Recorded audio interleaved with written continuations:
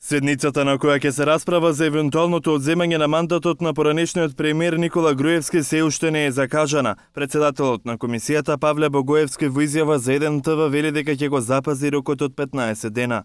Сега расправаме за тоа дали додека ја врши казната, да продолжи да биде пратеник во собранието на Република Македонија и само за тоа.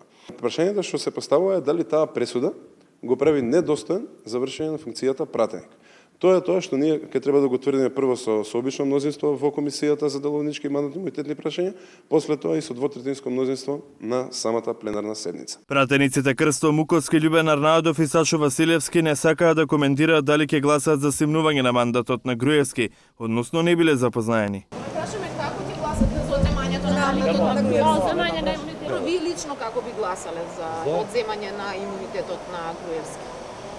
Не сум запознан, немојме да влијаеме ние ништо на тоа. И за пратеничкиот мандат? Па и мене ми го зедва мандатот, никој ништо не ме праша.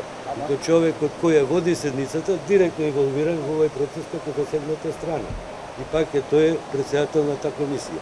Значи малце... Сметате на Павле Богоевски? Да. Како сведок дека е засегнат? Тој беше како сведок засегнат, таа преседаваше со таа комисија, нема логика. Прв пат слушам за ова работа. Не знам. Верувајте, излегуваме од судење, не имаме телефони ни ништо. Што да ви кажам, шпекулација.